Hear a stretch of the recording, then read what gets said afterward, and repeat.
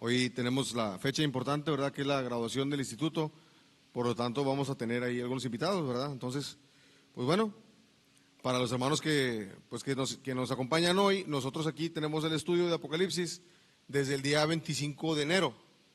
Y pues bueno, ya vamos en el Apocalipsis capítulo 4, nos quedamos en el versículo, si mal no estoy, fue en el versículo 4 que nos quedamos. Fue en el versículo 4. ¿Sí está conmigo, hermano? Muy bien, vamos a leerlo entonces, hermano. Apocalipsis capítulo 4, versículo 4. Y alrededor del trono había 24 sillas, y vi sobre las sillas 24 ancianos sentados, vestidos de ropas blancas, y tenían sobre sus cabezas coronas de oro. Muy bien, aquí, bueno, pues como recordatorio de lo que vimos la semana pasada, pues fue la visión que tuvo el apóstol Juan. El título del capítulo dice el cielo abierto. Si recordamos ahí y pudiéramos ver, por favor, la diapositiva número 3, donde dice panorama general del Apocalipsis. Recuerda que vimos esa presentación ahí. Eso, recuerde usted, hermano, que veíamos que esto es como si fuera el panorama general, ¿verdad? Donde estamos en Apocalipsis capítulo 4 y 5, ascensión de la iglesia, como si fuera la iglesia ascendida, la invitación de aquella voz que el apóstol Juan escuchó, sube acá, ¿verdad? Entonces es como que la invitación, ¿verdad?, que hizo el Señor a Juan y que nosotros relacionamos con la iglesia, porque en Apocalipsis 2 y 3 son los mensajes a las 7 iglesias, que son los 7 periodos de la iglesia. Amén. Entonces, bueno, pues ya vimos cómo comienza. Hablamos acerca del cielo, dónde estaba el cielo, el tercer cielo, todo eso vimos la semana pasada. Entonces nos quedamos a partir del capítulo 4, hablando justamente de las 24 sillas o los 24 ancianos. ¿Quiénes son estas 24 personas? Se ha especulado mucho, hermano, diferentes posiciones doctrinales o así. Dicen que, o religiones inclusive, como los testigos de Jehová, los mormones, los adventistas, tienen diferente interpretación para estos versos. Nosotros entendemos, yo sé que usted ya lo sabe, que 12 son o representan a los 12 patriarcas y los otros 12 representan a los 12 apóstoles. Si lo vemos de esa manera, tenemos que entender que, por ejemplo, Juan se está viendo a sí mismo. ¿Amén? O sea, Juan al momento de estar teniendo esta visión es como si él a sí mismo se estuviera observando. ¿Sí? Creemos que son las 12 tribus y los 12 apóstoles. Vamos a leer esa cita, Apocalipsis 21, 12 y 14. Ahí se nos habla de lo que es la Nueva Jerusalén. Dice, y tenía un muro grande y alto con 12 puertas, y en las puertas 12 ángeles, y los nombres escritos, que son los 12 tribus de los hijos de Israel. Siguiente, por favor. Y oriente 3 puertas, y el norte y el mediodía. Ok, bueno, ese ya no. Sí, ese es hasta el 14. 3 puertas al mediodía, 3 puertas al poniente, 3 puertas. Siguiente, por favor. Dice, y el muro de la ciudad tenía 12 fundamentos, y en ellos los 12 nombres de los 12 apóstoles del Cordero. O sea, notamos cómo el mismo Apocalipsis, en el capítulo 21, nos hace una referencia importante. No está diciendo que los ancianos del capítulo 4 sean los 12 apóstoles y los 12 patriarcas, pero más adelante nos hace una referencia a que sí son 12 y son 12. Eso lo tenemos, yo creo que más que claro. Para nosotros yo sé que es fácil entenderlo así, porque lo hemos escuchado por siempre. Mas sin embargo, pues sí, también debemos de saber lo que hablan o creen otras posiciones. Por ejemplo, donde dice que estos 12 o estos 24 ancianos son seres celestiales, como otros dicen que son ángeles o seres celestiales. Y no creemos que sean así. De hecho ahí dice hombres, aunque distinguidos, son hombres que fueron redimidos. Vamos a poner por favor esa cita. Aunque son distinguidos, ¿por qué? Porque pues son importantes o fueron muy importantes, son el fundamento, como lo dice la cita que acabamos de leer en Apocalipsis 21.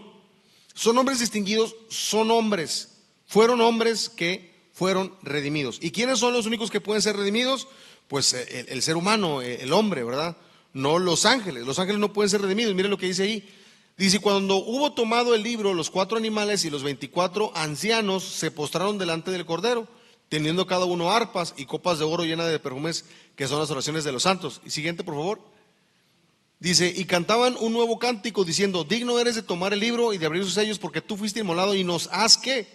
Redimido para Dios con tu sangre de todo linaje, lengua, pueblo y nación. Es decir, los 24 ancianos que están hablando, que postran sus coronas en adoración, son personas que experimentaron la redención. Eso quiere decir que son hombres, o fueron hombres. Entonces dice también que tiene coronas. Las coronas son coronas de victoria. Podríamos decir que pudiera ser como la corona que se nos promete a nosotros. Pudiéramos decirlo, no estamos diciendo que sí lo sea. Pero son coronas que son de victoria, por haber alcanzado la victoria, ¿sí? No es porque sean reyes o por algo, sino son coronas de victoria. Amén. Bueno, vamos a ir al siguiente, porque sí es mi idea acabar hoy el capítulo 4. Dice, y del trono salían truenos, relámpagos y voces. Vamos a leerlo. Usted vaya conmigo por favor a la Biblia, por favor. Dice, y del trono salían relámpagos, truenos y voces, y 7 lámparas de fuego están ardiendo delante del trono, los cuales son los 7 espíritus de Dios. Ahora, ¿qué significa, hermano? ¿Qué cree usted que signifique que del trono salían truenos, relámpagos y voces? Como le he venido diciendo, si nosotros nos adentramos en la palabra y cerramos nuestros ojos y nos comenzamos a imaginar, pues bueno, vamos a imaginarnos el trono, ¿verdad? El trono de Dios, dice que de él salían truenos, relámpagos y voces. Ahí dice, lo puede leer conmigo, dice, esto nos habla de juicio que proviene directamente de Dios, es directamente de él, quien propone juicios justos a su creación. ¿Sí? Son el periodo de los juicios, son el preludio a los juicios más adelante descritos del capítulo 6 al 18. Es decir, a partir del capítulo 6 al 18 son puros juicios. Y el hecho de que del trono de Dios salgan los relámpagos, truenos y voces quiere decir que el juicio viene directamente de Dios. No son, aunque lo parecen, eso lo vamos a ir viendo más adelante conforme vayamos avanzando, como parecen ser eventos cataclísmicos, ¿verdad? Naturales, como con efectos dominó. Un adelanto, por ejemplo, los 4 jinetes del Apocalipsis. El jinete número 1, o el primer jinete, es un caballo blanco, ¿sí? Que no trae flecha, un arco que no trae flecha. Este sabemos que representa o tipifica al anticristo, no a Cristo. ¿Amén? Al anticristo. Y luego el segundo, que es un caballo, ¿qué color es el segundo? Negro, creo es el de la guerra, está el de la muerte y está el del hambre. Si usted lo vamos viendo, es guerra y luego es hambre y luego es muerte, como si fuera un efecto dominó. Es decir, se pudieran interpretar como si no fueran juicios de Dios. Un ejemplo, por ejemplo, las plagas de Egipto. Usted si se mete usted a buscar en History, creo que es en History Channel o en Nat Geo, no sé. En uno de esos 2 canales o programas hay un documental completo de, no sé, casi 2 horas, donde tratan de explicar de manera lógica y razonable los juicios que sucedieron en Egipto. Y todos y cada uno de ellos habrán hablando que tiene un efecto dominó, ¿verdad? ¿Se acuerdan que, por ejemplo, el agua se convirtió en sangre, ¿verdad? Y luego salieron las ranas y luego las moscas. Van explicando ellos de una manera aparentemente lógica y normal cada uno de ellos. Por ejemplo, dicen que para que el agua se convirtiera en sangre, que no se convirtió en sangre, que lo que pasa es que existen las placas tectónicas debajo del río no sé qué, y que las placas cuando se mueven liberan un gas, y cuando ese gas se mezcla con el oxígeno del agua se convierte en rojo. Y no nomás lo dicen, lo demuestran. Y dan ejemplos donde en Haití, en una ocasión, en 1900 no sé qué, pasó un incidente parecido, se liberó el gas por un terremoto que hubo ahí, y el agua se convirtió en rojizo, y por eso la Biblia dice que es como sangre. Y como los únicos animales acuáticos que pueden salir del agua son las ranas, pues salieron las ranas. Y luego las ranas se trajeron las moscas, y luego infecciones, y así se van tratando de explicar cada uno. E inclusive cuando dice que los primogénitos, fíjese lo que dice el Nat Geo, cuando dice que los primogénitos, dice la Biblia que los primogénitos morían, dicen ellos que en la cultura de los egipcios el primogénito era el único que podía vivir dentro de la casa, el primogénito. Ya el hijo 2 y el 3 tenían que dormir afuera, en el techo, y el primogénito era el único que tenía una habitación. Entonces que cuando ese agua se movía con esa cosa roja, liberaba una toxina, una neblina, y que la neblina se fue metiendo a las aldeas, y como los primogénitos eran los únicos que vivían dentro de la casa, ellos alcanzaron a respirar esta toxina y por eso se murieron. Y los otros hijos mayores no, porque a ellos les tocaba vivir en los techos. Lo cual es absurdo delante de la palabra. ¿Por qué? Porque la Biblia dice que no únicamente los primogénitos de las familias, sino los primogénitos también aún de los animales. ¿Y a poco los animales vivían unos abajo y otros arriba? A lo que voy es a lo siguiente, que aunque la ciencia o el humano trate de buscarle un sentido lógico a las cosas, no lo va a encontrar. Siempre existe el factor sobrenatural. Y en los juicios de Dios, a partir de los juicios del 6 al 18, pareciera ser como que si fueran naturales, ¿verdad? Y luego están los juicios de las trompetas, Apocalipsis 8 y 9, y luego un gran monte ardiendo cayó en la gran mar, y la tercera parte de los navíos y de los habitantes, animales habitantes de los mares murió, y luego cayó un gran granizo, y luego cayó una estrella que amargó las aguas, como si todo fuera una especie de... ¿Entiende lo que le quiero decir? Entonces, el hecho de que los juicios salgan del trono quiere decir que son directamente de Dios. Y aquí se me pasó un punto que creí que lo había dado, pero no, ahorita estoy haciendo memoria. Vamos a regresarnos donde dice Apocalipsis 4, 3 y 4.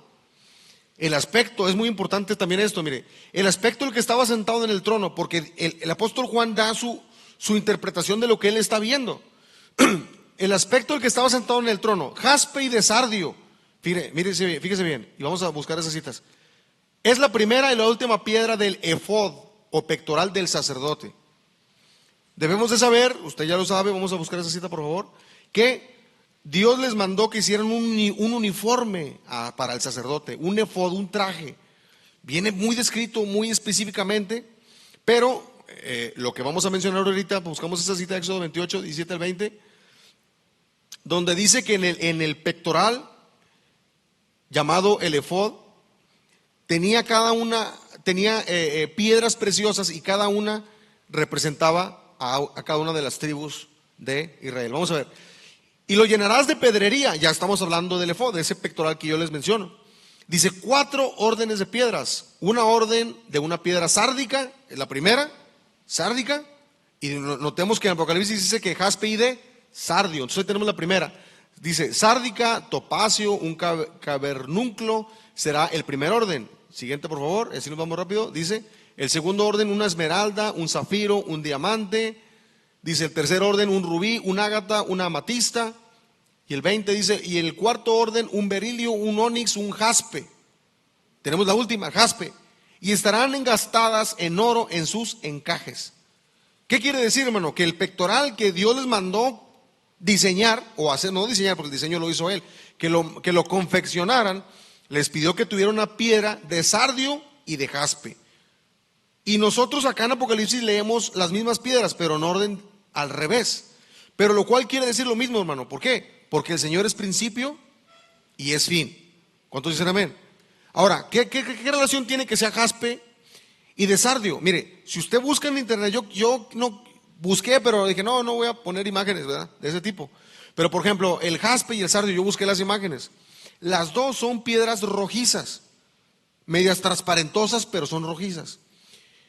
Y yo había leído, de hecho en el Matthew Henry yo lo agarré y lo leí, y donde decía, hablando del jaspe, que el jaspe era una piedra transparentosa, blanca transparentosa, pero las fotos dicen que son rojizas. Entonces dije, pero ¿o es blanca o es roja? ¿Por qué las dos rojas? Y la respuesta yo la encontré en esa otra cita que tenemos ahí, Apocalipsis 21:11, vamos a leerlo porfa. 21:11 Apocalipsis.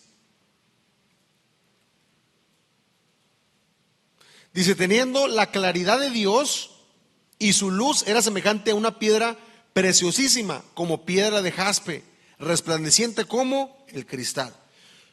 ¿Será otro tipo de piedra? A lo mejor yo no busqué bien en las imágenes, puede ser. Pero aquí nos está hablando de que el jaspe es una piedra resplandeciente como el cristal y la claridad, teniendo la claridad de Dios, es decir, una piedra transparentosa, el jaspe. Mientras que el sardio es una piedra rojiza. ¿Y qué significado esto tiene, hermano? Que Dios es amor y que Dios es fuego consumidor. Así como es fuego consumidor, nos habla también de la transparencia de Dios. Es decir, nos muestra las dos facetas que Dios puede tener. Amén. En un amplio sentido, pues Dios es juicio. Vemos cómo va a llenar de juicio la palabra conforme vayamos avanzando. Pero asimismo también Dios es misericordioso. ¿Cuántos dicen amén? Muy bien. Ok. Luego dice ahí un arco celeste, un arco, pues el arco del pacto, Génesis 9:3, donde sabemos que Dios a través del arco iris hizo un pacto con el hombre, ¿verdad? Entonces aquí, bueno, tiene un arco celeste. Es un arco celeste que lo que refiere es pacto. Y volvemos a lo mismo. Quiere decir que a pesar de que los grandes cataclismos que puedan sobrevenir en el planeta, en el mundo, todo proviene de parte de Dios y todo forma parte de un plan. ¿Cuántos dicen amén? Ok, bueno, muy bien. Vamos a ver ahora en la parte B de este mismo versículo 5. Dice, y las lámparas de fuego ardiendo delante del trono, de los cuales son los 7 espíritus de Dios. Y pues ahí están descritos: el espíritu del Señor, el espíritu de sabiduría, el espíritu de entendimiento, espíritu de consejo, de poder, espíritu de conocimiento y espíritu de poder del Señor. Y esos 7 espíritus de Dios tal cual están descritos en esa cita, Isaías 11:2. ¿Qué quiere decir? Pues bueno, vemos cómo la obra del Espíritu Santo está siempre presente. El Espíritu Santo siempre está en esa posición junto con Dios, en este sentido, en lámparas de fuego, ¿sí? Siempre el número 7 lo entendemos que es el número, pues, de la perfección, el número de la plenitud, amén. Entonces aquí, bueno, estamos hablando, y reposará sobre el Espíritu de Jehová, espíritu de sabiduría, de inteligencia, consejo, fortaleza, espíritu de conocimiento y de temor de Jehová. Son los 7 espíritus de Dios, o las 7, o por decirlo, obras o características o actividades del Espíritu de Dios sobre la tierra.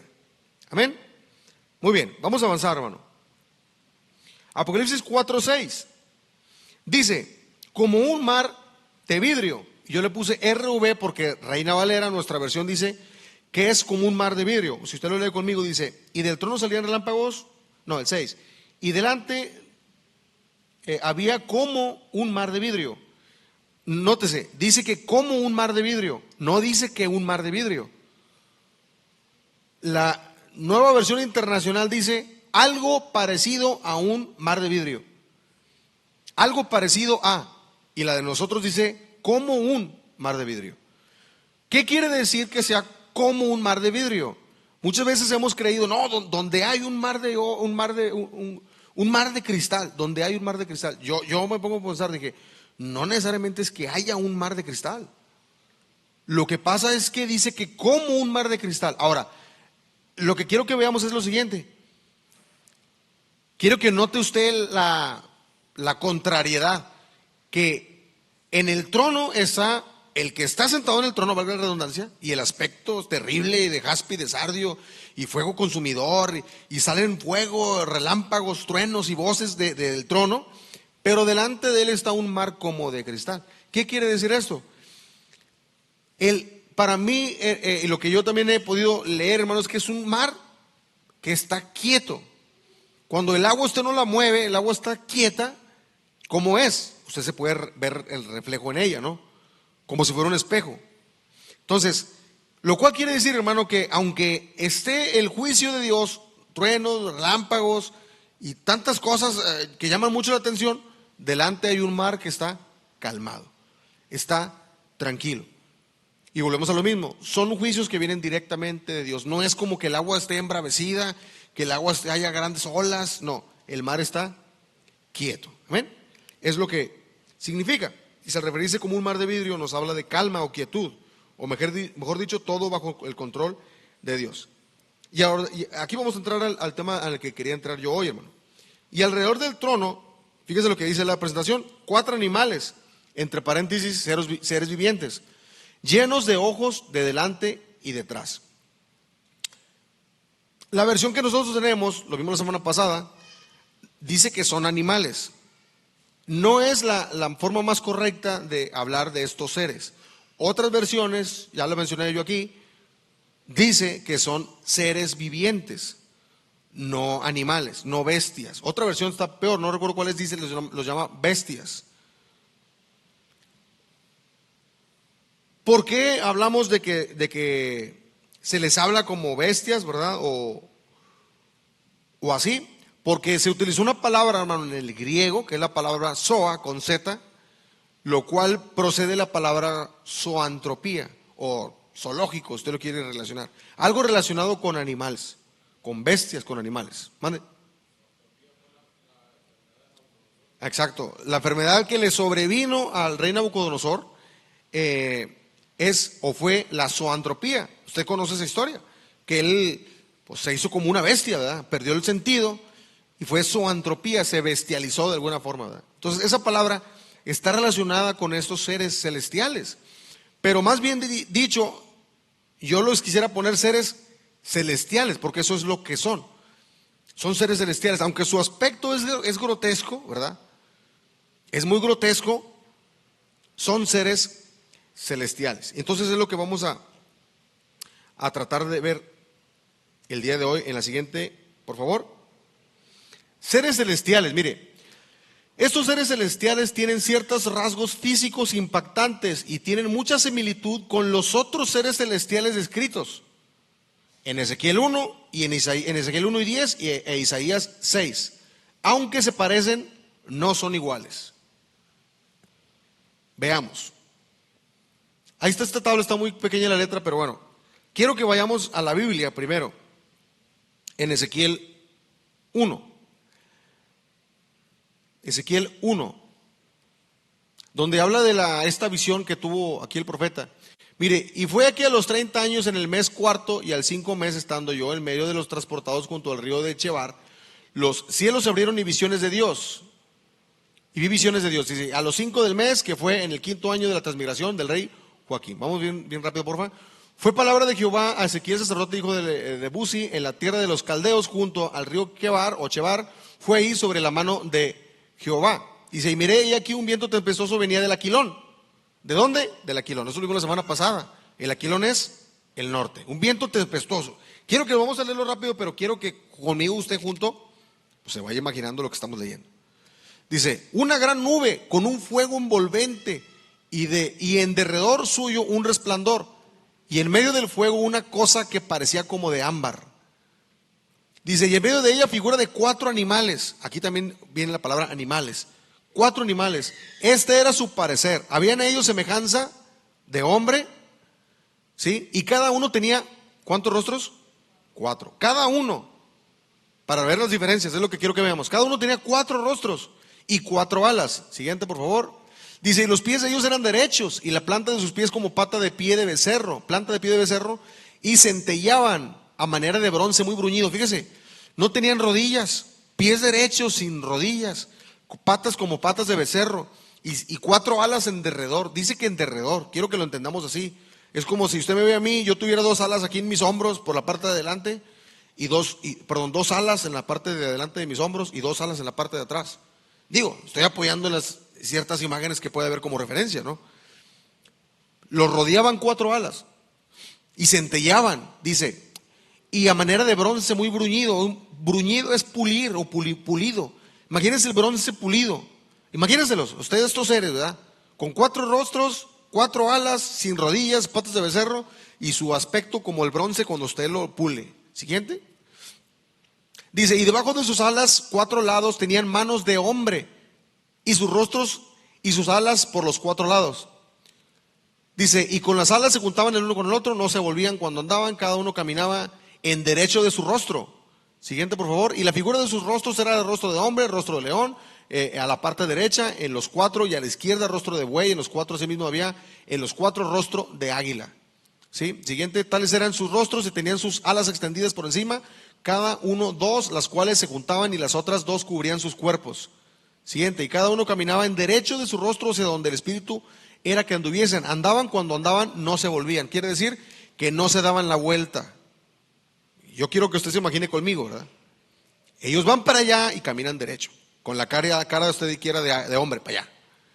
Ahora quieren con la cara de león para allá y le dan para allá. Ahora quieren con la cara de águila para atrás y le dan para atrás. O sea, no se giran como nosotros, porque ellos pueden ver de los 4 puntos.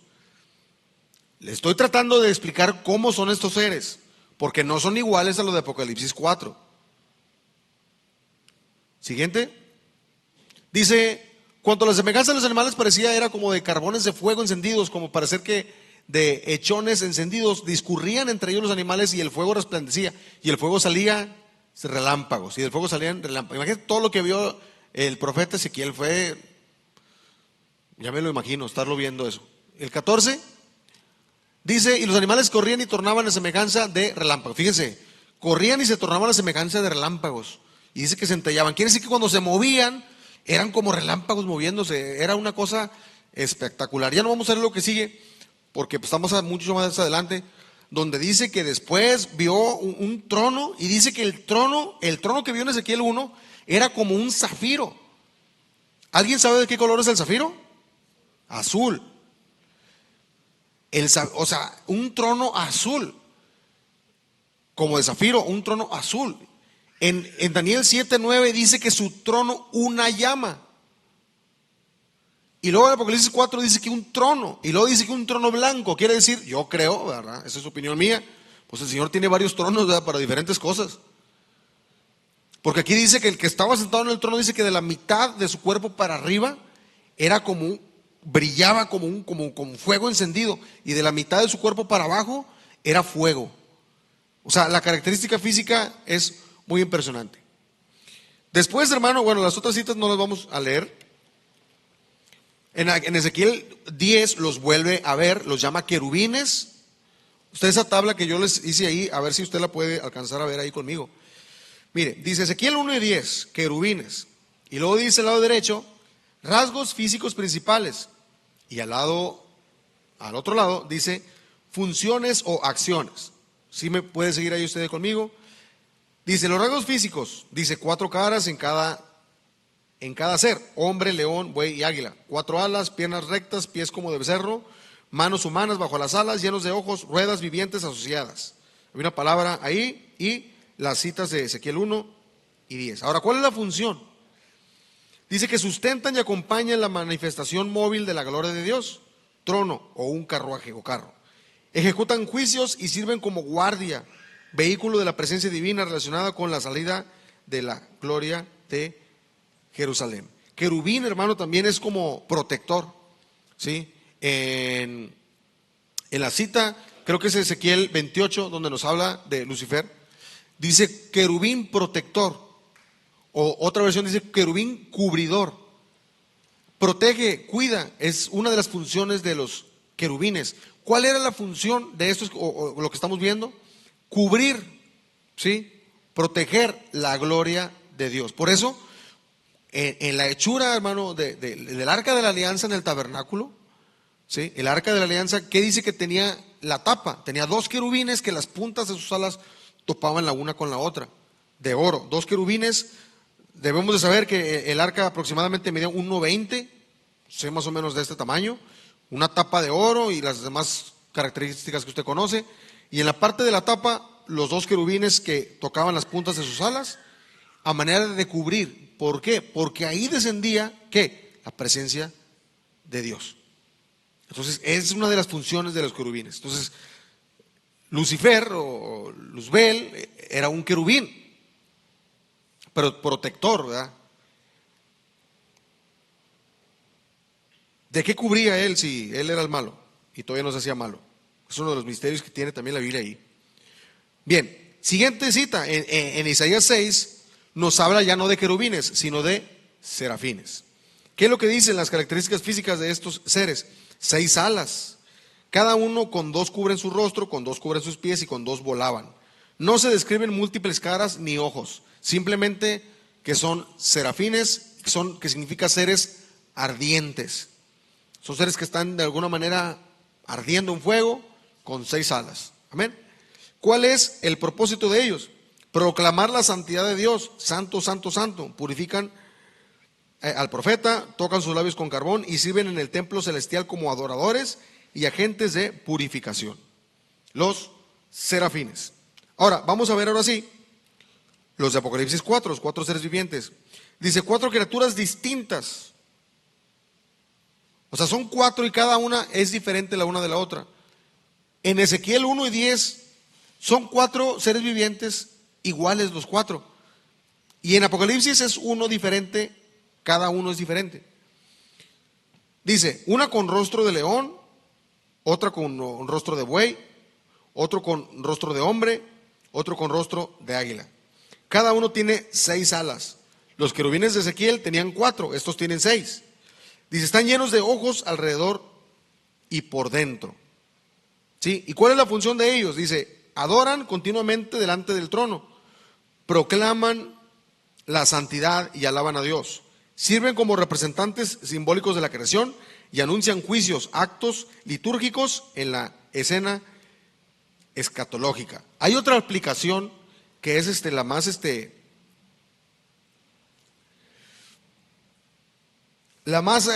acertada o apegada a una realidad, sin ser dogmáticos, ¿verdad? Sin ser así precisos. Es una característica que se les da a estos 4 seres vivientes que tiene totalmente que ver con el Señor Jesucristo. Yo sé que muchos lo saben o lo han escuchado, tal vez algunos no. Vamos a ir avanzando, hermano. Mire, si vemos la siguiente diapositiva, vamos a leer lo que dice ahí. Los 4 seres vivientes. Luego de esto, tenemos la visión de los seres vivientes, o en la versión que manejamos se refiere a ellos como animales. La palabra, lo que le expliqué, griega empleada en este verso es zoa. Es la palabra, procede de la zoología. Por eso también se relaciona con la palabra animales, que siendo tal vez algo riguroso, no está muy bien llamarlos animales por la posición y rango tan elevado que ocupan dentro de la organización de Dios. Y por estar en medio y alrededor del trono, estos seres están llenos de ojos delante y detrás por fuera, refiriendo un gran conocimiento. Cada uno de ellos tiene características físicas diferentes e iguales a la vez. Veamos cuáles son. Ok, eso es lo que ya vimos. Siguiente, dice, notemos la relación que existe entre las características de cada uno de estos seres vivientes con el carácter, función y propósito de la vida y ministerio del Señor Jesucristo. ¿Qué tiene que ver, hermano, esto de los seres vivientes? Si no dejar, quiero que vayamos al versículo 7 de Apocalipsis 4. Vaya conmigo, por favor. Dice, y el primer animal era semejante a un león, y el segundo animal semejante a un becerro, y el tercer animal tenía una cara como de hombre, y el cuarto animal semejante a un águila volando. Y los 4 animales tenían cada uno por sí 6 alas alrededor, y dentro estaban llenos de ojos, y no tenían reposo día y de noche, diciendo, Santo, Santo, Santo, el Señor Dios Todopoderoso, que era y que es y que ha de venir. Y cuando aquellos animales daban gloria y honra y alabanza al que estaba sentado en el trono, al que vive para siempre jamás, los 24 ancianos se paraban delante del que estaba sentado en el trono y adoraban al que vive para siempre jamás, echando sus coronas delante del trono, diciendo, Señor, digno eres de recibir gloria, honra y virtud, porque tú creaste todas las cosas y por tu voluntad tienen ser y fueron creadas. Muy bien, hermano. Ahora sí, hermano, veamos las características, hermano, de estos seres vivientes y su relación que tiene con el Señor Jesucristo. ¿Qué tendría que ver? Se hace referencia, hermano, perdón, a los 4 evangelios, Mateo, Marcos, Lucas y Juan. Cómo cada uno de los evangelios, hermano, presenta a Cristo de una manera un poco diferente cada uno. Y qué curioso, qué casualidad, que se relaciona total y directamente con estos 4 seres vivientes descritos en Apocalipsis capítulo 4. Quiero que vaya conmigo ahí a la presentación donde dice, el primero era semejante a un león. El león es símbolo de la realeza y la relación que tiene con el Evangelio de Mateo, quien presenta a Cristo como rey. Vamos a buscar esa cita. Usted sabe que el león es un animal que se relaciona directamente con la majestuosidad, ¿sí? Con el reinado, con el poder. Y vemos cómo, hermano, el Evangelio de Mateo nos presenta a Cristo de esta manera. Dice, y llegando Jesús les habló diciendo, toda potestad me es dada en el cielo y en la tierra. Nos habla de Cristo como rey, ¿verdad? Este Evangelio de Mateo. Y tiene la relación directa con la bestia primera, o el primer ser viviente, el primer animal, que era semejante a un león. Si vemos el segundo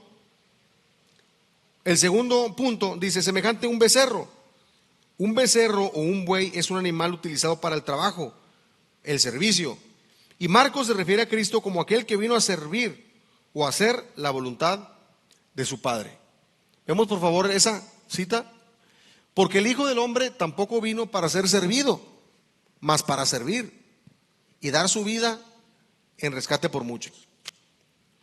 Amén. Entonces estamos viendo ahí, hermano, otra característica del ministerio del Señor Jesucristo. Aunque el Señor Jesucristo, hermano, sea rey, Él también vino a servir. Y es de la forma en la que se describe en el Evangelio de Marcos. Siguiente. Dice, tenía cara como de hombre. En el Evangelio de Lucas se nos habla a Cristo como hombre, sin quitar, obvio, su deidad como hijo de Dios. Pero sí nos muestra a un hijo de Dios en su parte humana. Y tenemos la cita ahí de oro. Porque el Hijo del Hombre vino a buscar y a salvar lo que se había perdido. Es decir, hace referencia directa, hermano, a que Jesucristo, hermano, también fue hombre. Pero sabemos, hermano, que no podemos quitar su deidad o su divinidad. Si estamos todos claros en eso. Es uno de los aspectos importantes, eso es punto esencial, es doctrina esencial. Siempre es entender que Cristo es Dios. ¿Cuántos dicen amén? Que Cristo, a pesar de ser hombre, también era Dios. Es lo que se conoce con un nombre muy rembombante. La unidad se le llama la unidad hipostática de Cristo.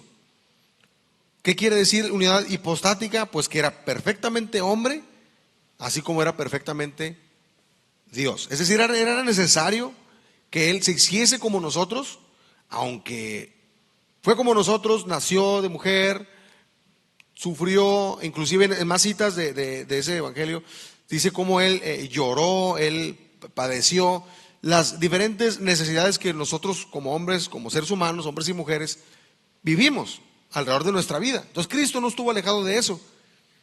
Cristo pasó por esos padecimientos como cualquier hombre. Sin embargo, nunca dejó de ser Dios. ¿Cuántos dicen amén? Inclusive, hermano, lo que les mencionaba ahorita, el arca de la alianza misma nos habla inclusive también de Cristo. Porque sabemos que la forma en la que se construyó no fue porque se le ocurrió ahí a alguien, sino fue un diseño, hermano, únicamente y exclusivamente de parte de Dios.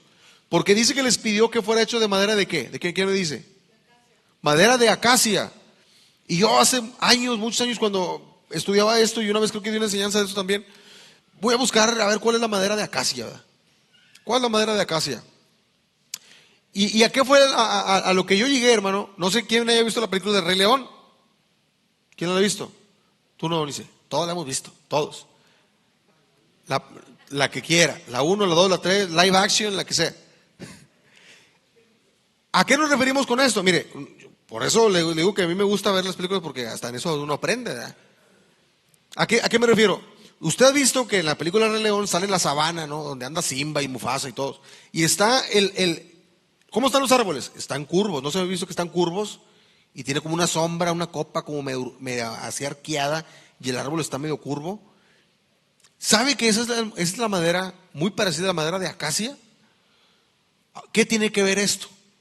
Tiene que ver, hermano, en que cuando Dios les pidió esa madera, uno ahorita va a la maderería y pide madera de pino, madera de no sé qué, y cortada y cepillada, y te la dan en el tablón, bien padre, bien bonito. Ya está trabajado, ya nada más le metes pijas y clavos y volás un baúl. Pero en ese tiempo no era así, hermano. En ese tiempo había que ir a talar las cosas, habría que cuadrar las cosas, que tallar las cosas. Y lo que yo le quiero llevar es que esa madera era una madera muy complicada de trabajar. Su forma natural del árbol era una madera compleja. Por eso también, hermano, es lo que hemos venido hablando a lo largo de las semanas. Cuando Dios le va a dar algo a alguien, hermano, no se la va a poner fácil, hermano. No se la va a poner fácil. Y aquí hay hombres que han recorrido años en el ministerio, ¿verdad?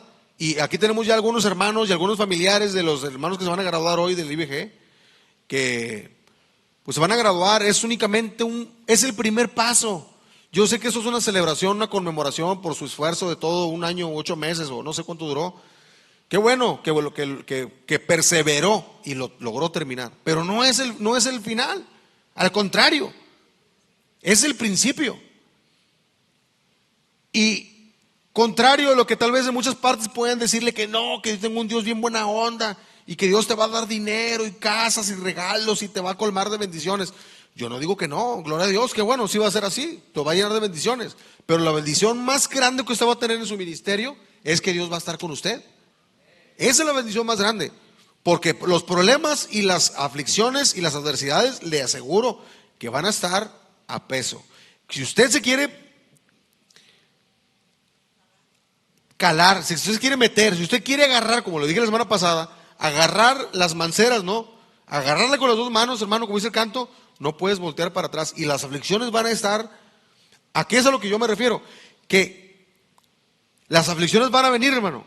Dios le mandó esto al pueblo y el pueblo tuvo que ir a hacer un trabajo y trabajar de esta manera que era complicada.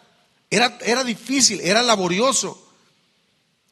Porque el ministerio, hermano, yo no estoy muy adentrado, yo nomás doy clases, enseño, pero hermano, créame que lo veo de cerca y muy cerca. Las aflicciones están, hermano, bien buenas, hermano. Bien sabrosas que están. Aquí hay diferentes hermanos pastores que no me pueden dejar mentir. Hermano, está el hermano Joel, hermano Mauricio, ¿sí? Mi abuelo, mi mamá aquí. Las aflicciones están, hermano, pero ¿sabe qué? Dios está con nosotros. Dios está con nosotros. ¿Cuántos dicen amén? Dios ha estado y estará, y de eso no cabe la menor duda. Entonces, ¿a qué es a lo que voy con esto? Que el trabajar esa madera de acacia, que era difícil, era la madera con la que el Señor les pidió que construyeran el arca. Y el arca, hermano, hecha de madera de acacia, estaría también forrada con láminas de oro. O sea, una madera tan fea, discúlpeme, tan fea de trabajar, de ir por ella, de todo, y luego la forras con oro. Eso representa también a Cristo, su humanidad, así como su divinidad. Amén. Entonces, Lucas, hermano, presenta que el Hijo del Hombre vino a buscar y salvar, presenta a Cristo como un hombre. Sin embargo, es el Hijo de Dios. ¿Cuántos dicen amén? Muy bien, hermano. Vamos a leer la siguiente para ir cerrando con este punto. Dice, un águila volando. Este último ser viviente está relacionado con el Evangelio de Juan. El águila pertenece a los cielos y Juan muestra a Cristo como Dios que habita en los cielos. Juan 1:1 es el de oro. En el principio el principio era el verbo, y el verbo era con Dios, y el verbo era Dios. ¿De quién estamos hablando? De Cristo. ¿Y dónde habita Dios? En los cielos. Representado con un águila volando. Es decir, los 4 seres vivientes que estamos estudiando puntualmente en Apocalipsis 4 nos hablan, hermano, de la función y carácter y ministerio de Cristo en la tierra. Fíjese qué curioso. Eso, hermano, eso es importante, ¿verdad? Para mí. Inclusive el capítulo 4 y 5 de Apocalipsis, hermano, están directamente ligados. Es la pura introducción a los juicios. Ahorita vamos a alcanzar a meter un poquito nada más al 5, a manera únicamente de introducción. De hecho, yo les he comentado aquí unas otras veces que yo tengo 2 pasajes preferidos en la Biblia, que a mí más me gustan. Uno de ellos es Apocalipsis 5. Uno de ellos es Apocalipsis 5 y el otro es el Salmo 96.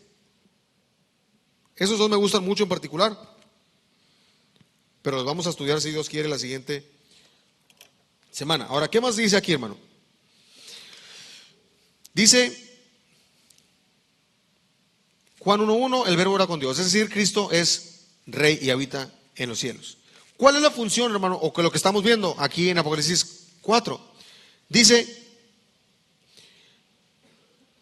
el 9, dice, cuando aquellos animales daban gloria y honra y alabanza al que estaba sentado en el trono, al que vive para siempre jamás. Ellos tenían ahí una función. Dice, los 24 ancianos se postraban delante del que estaba sentado en el trono y adoraban al que vive para siempre jamás, echaban sus coronas delante del trono, diciendo, Señor, digno eres de recibir la gloria y honra y virtud, porque tú creaste todas las cosas y por tu voluntad tienen ser y fueron creadas.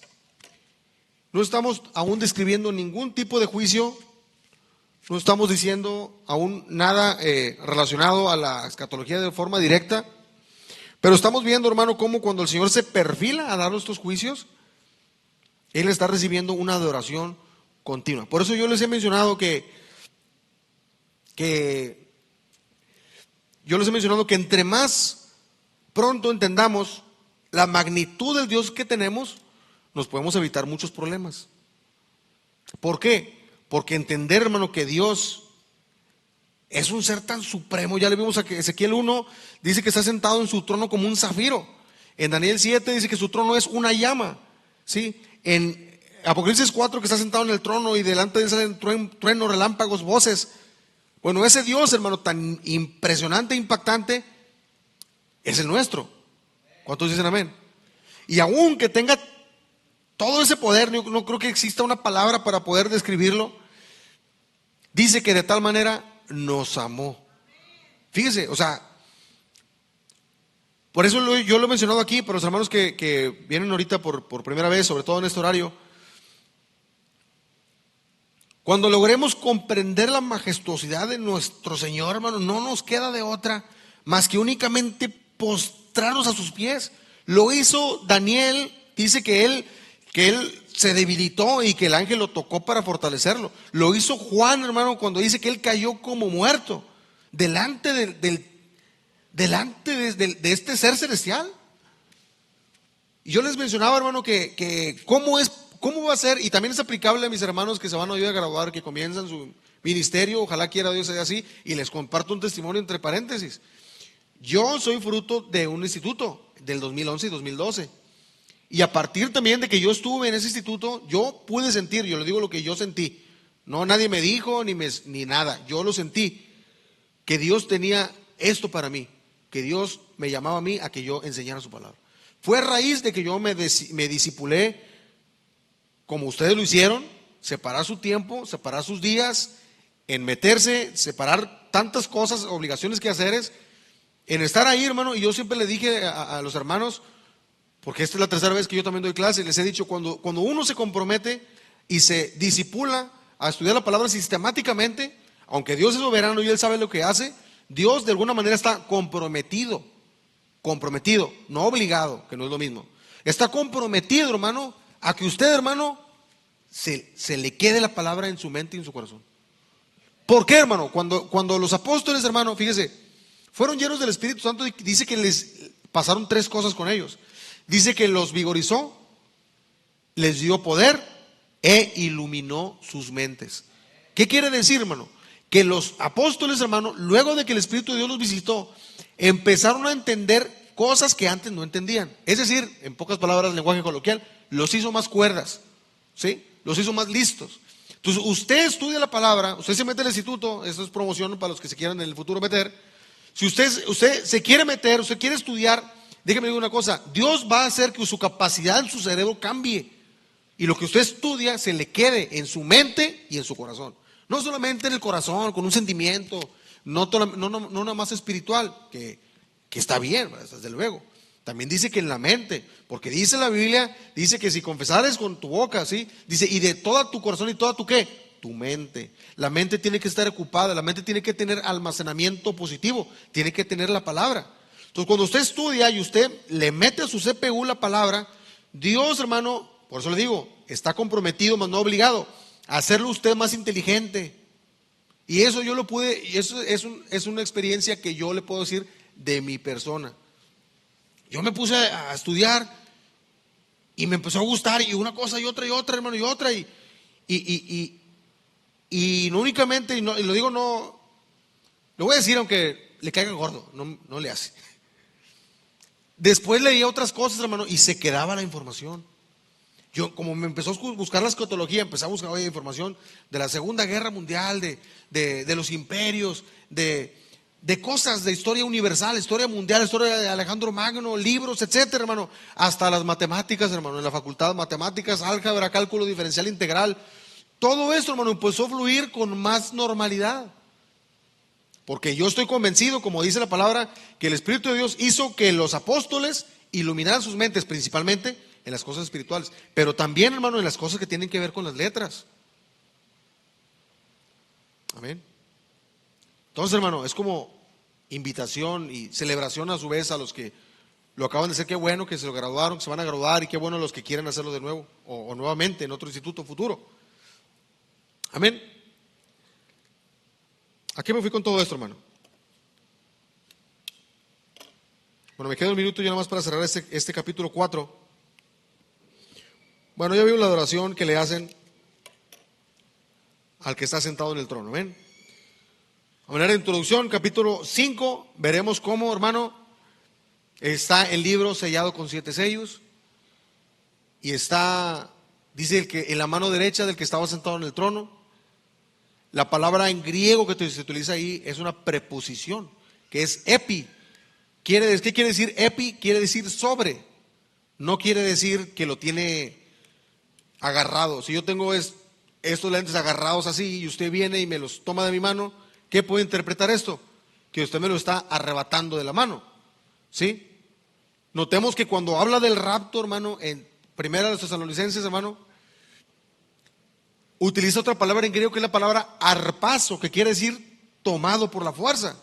Es una palabra que es tomar o arrancar por la fuerza, hablando del rapto de la iglesia. Es tomada por la fuerza la iglesia. Pero en este caso, Apocalipsis 5, no es esa palabra, es la palabra epi. Es una preposición. ¿Cuáles son las preposiciones? Ante, bajo, cabe, con, contra, sin, sobre, tras. Esas son las preposiciones en nuestro lenguaje español.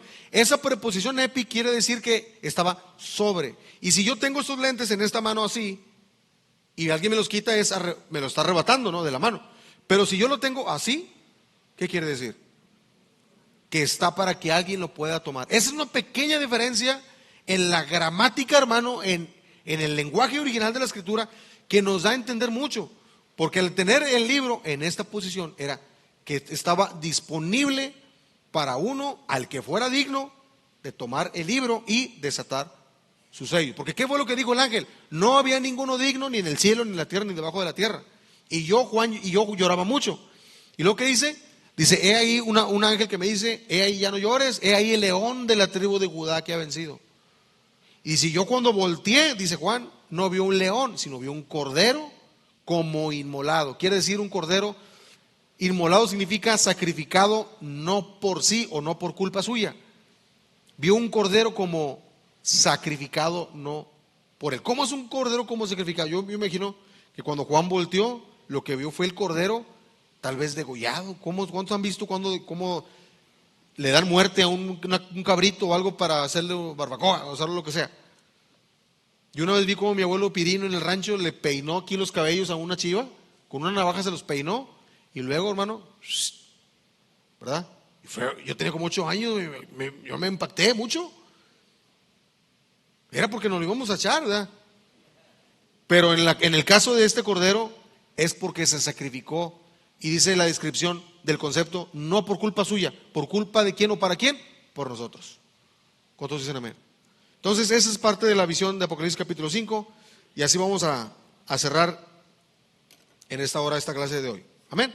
Le pido por favor que se ponga de pie y así voy a entregar el lugar a quien corresponde. Dios les bendiga, hermanos.